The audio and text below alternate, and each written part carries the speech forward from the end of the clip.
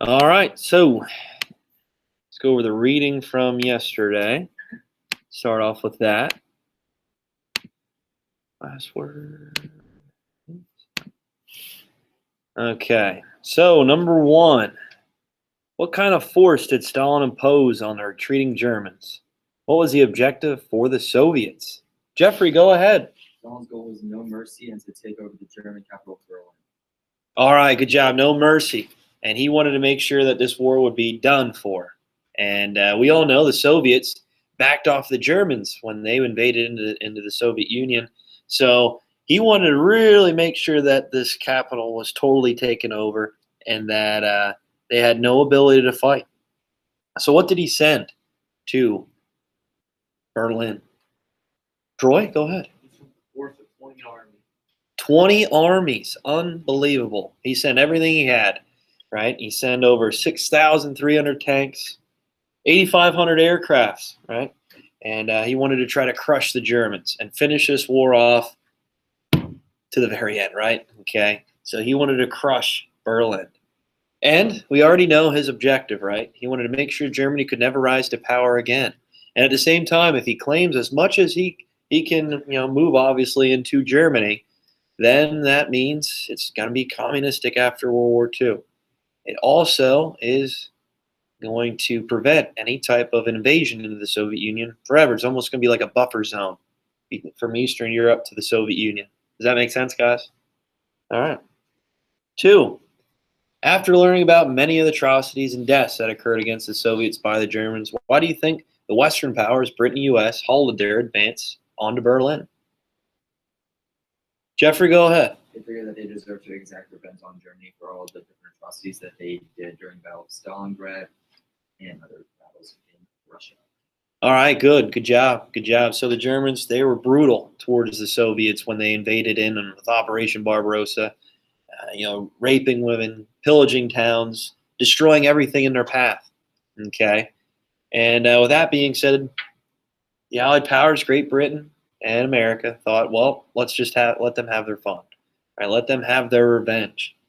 And many people argue that, the United States, Great Britain, they should have moved into Berlin, to prevent some of the post-war problems with the Cold War. But there's another motive why the U.S. and Great Britain decided not to invade Berlin, and why else? Why else? Griffin? Like, they don't want to lose any more troops.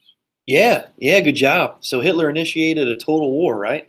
And this would have probably been devastating to the United States and Great Britain, especially the U.S. We had to fight yet in the Pacific, right?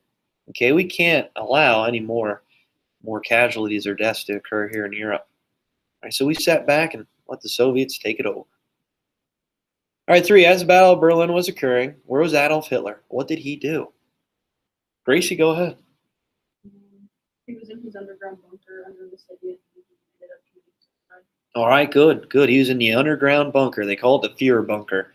And on April 30th, he committed suicide. And we all know the war ended May 8th. So he committed suicide. He saw what was going on in Mussolini's body, and how it was mutilated, how it was drugged through the streets, how they hung it up, and were throwing many different items at it, and really how it was a parade, how it was a party for many Italians. And he didn't want the same thing to happen to him, right? In Germany, with really the Soviets, they would have done some terrible, terrible things to him. Okay. All right, good. So they took his body out then, him and his wife, and burned him. Many people believe that maybe he got away. I don't think.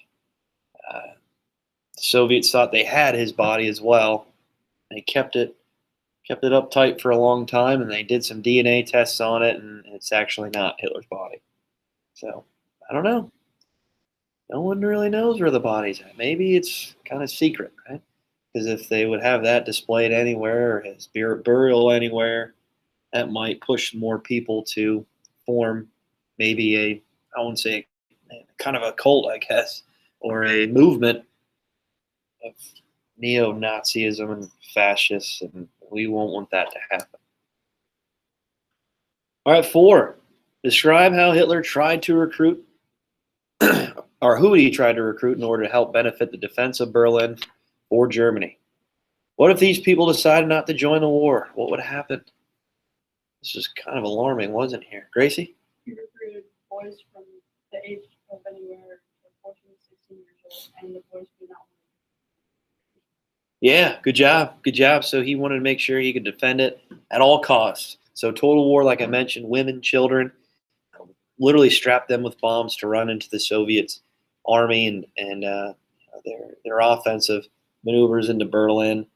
And they did literally everything they could to try to prevent the Soviets from invading into Berlin and overtaking it.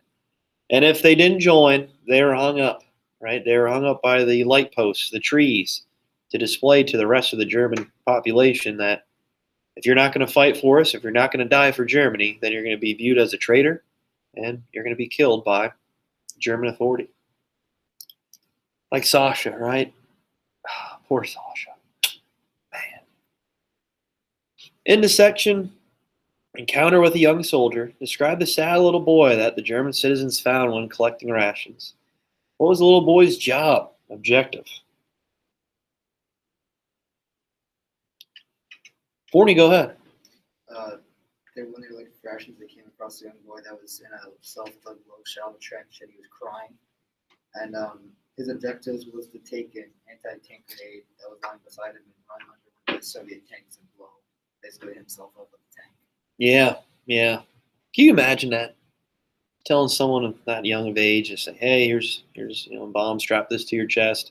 Once the tank kind of drives over top of you, explode yourself and obviously the bombs to destroy the tanks, the advancing Soviets." I couldn't imagine. That. It's unbelievable. But yeah, he was crying and pretty much like what a foxhole is, and waiting for a Soviet tank to drive over top to explode it, to try to blow it up. Literally suicide to try to stop this opposition. And just goes to show Hitler was going to do everything he could to try to prevent his regime from falling. In the section Looting, describe the German women's perspective of the Battle of Berlin. What were the women doing as they witnessed many Soviets march the streets? Why do you think they would do this to themselves? Kira, what do you have for 6? I said they made themselves look very unattractive, and they did it so they wouldn't get rid of that soldier. Yeah, so they were going into hiding, right? They're trying to hide in many basements, trying to hide literally under the ground. They're trying to cut their hair and put dirt and different types of, maybe even mud on their face to try to look less appealing and attractive as possible and try to prevent the Soviets from raping all the women in Berlin.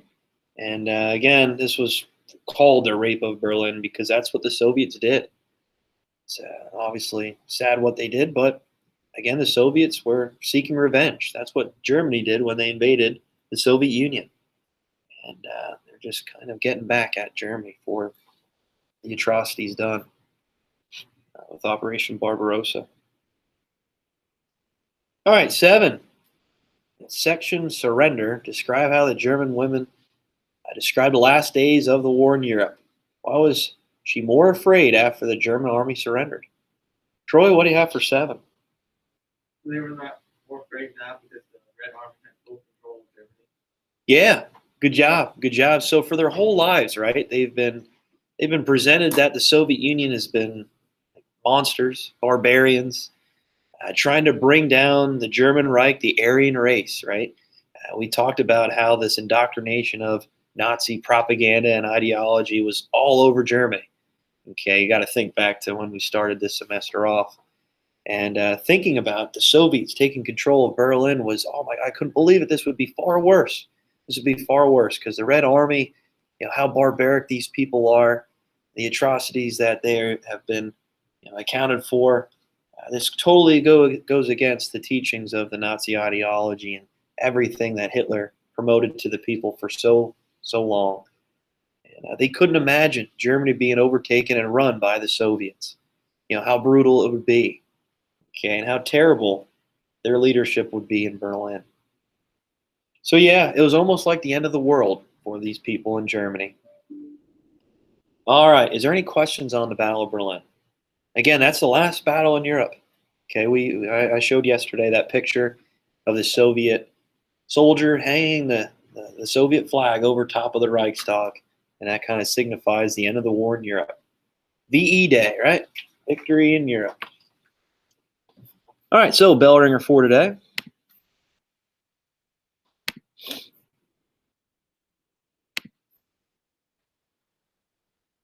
Describe the importance of the Battle of Berlin. Who were the main countries involved in this battle?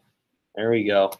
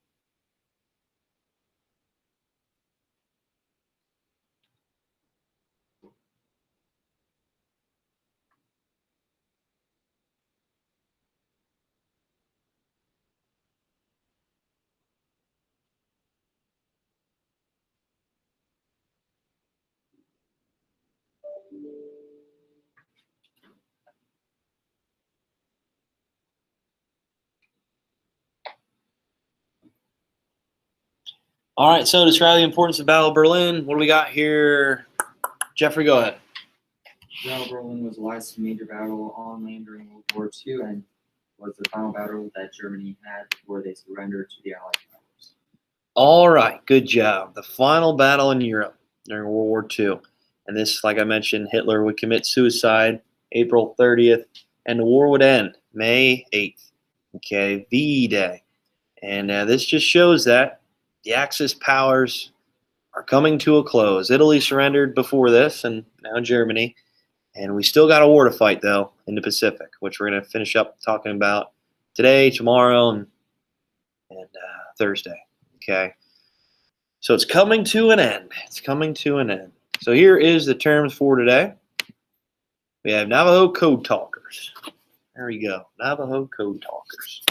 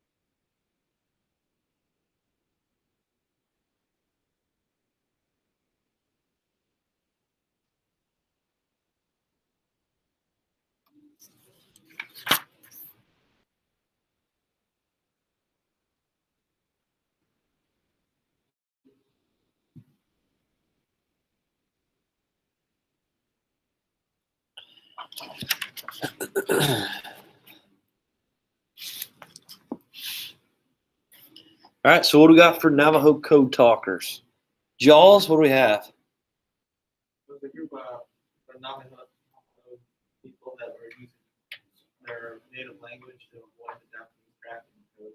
Good job, good job. So this Navajo language, it's been deeply rooted in American culture, and it's been there before the United States was even created. We're going to utilize this language to help us on the battlefield, try to disguise our codes, disguise our strategies that we're sending through radio broadcasts across the Pacific. We all know the Pacific is large, right? The only way to send these messages are through radio broadcasts. And obviously, we know these countries, especially Japan, right? They're going to try to intercept these messages and try to pick out where we're going to move next, what our next move is. And if we disguise our codes with this language that's been around in America for a long time, like I mentioned before the United States was created, then we could have a leg up, right? We could have an advantage on the battlefield. All right, good. Good. So today, real quick, that's all I want to talk about.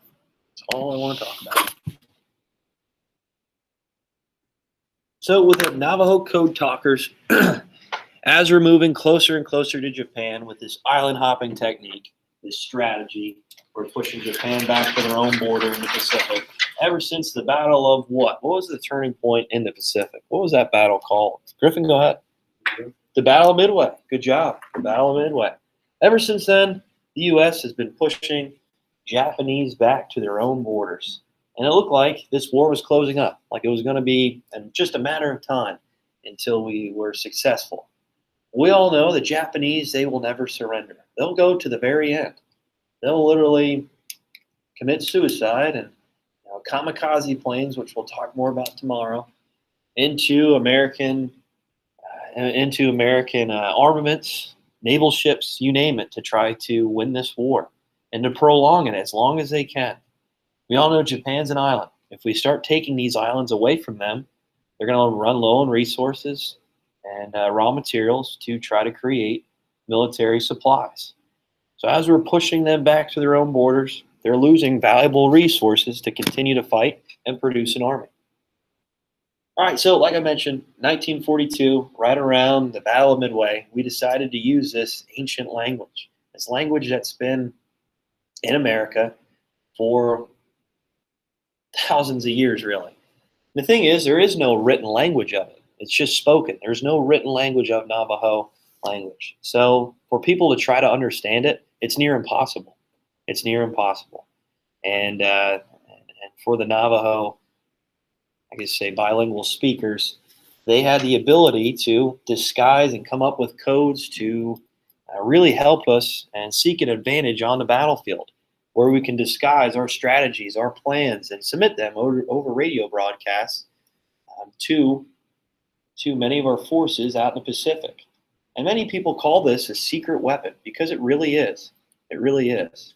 And this was one of the main advantages we had out in the Pacific. Yeah, do we have better advancements in technology? Of course. Okay.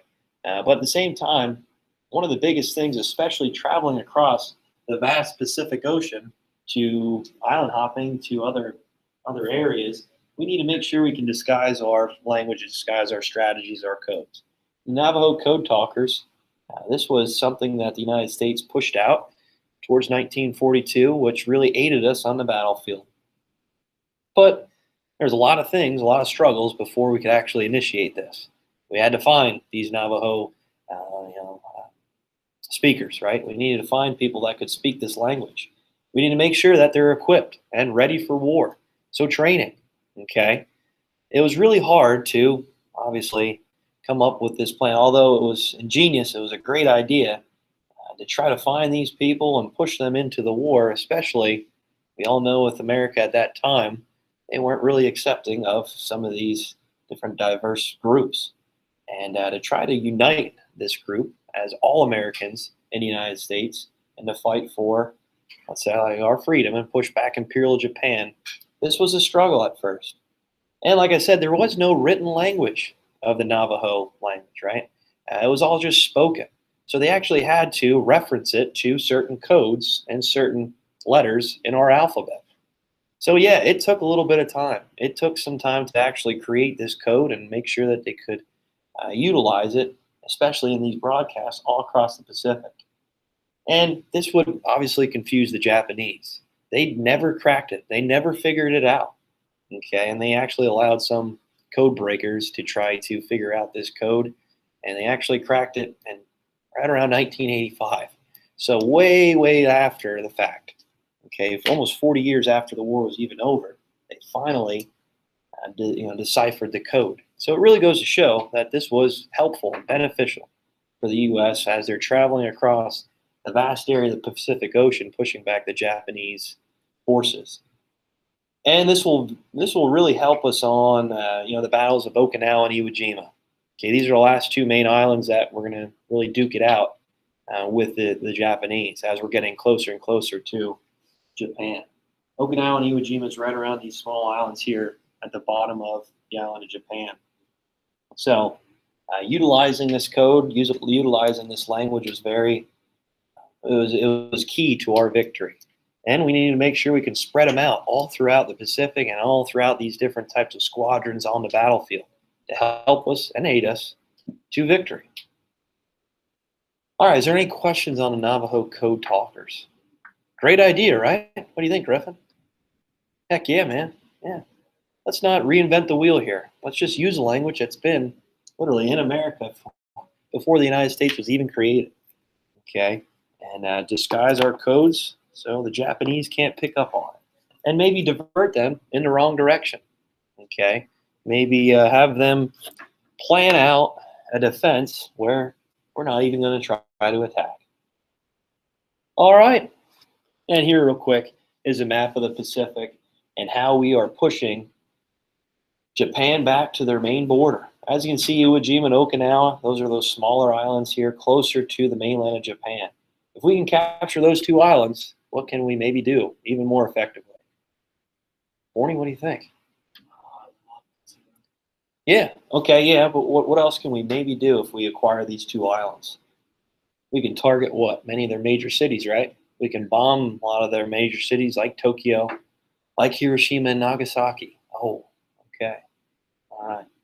So eventually that will lead to utilizing the nuclear bombs. So tomorrow we're going to talk about Okinawa and Iwo Jima a little bit more in detail and how these two battles were the last hurrah for Japan. And really kind of pushes us to utilize this atomic weapon, this nuclear weapon. Because they're going to fight to the very, very end.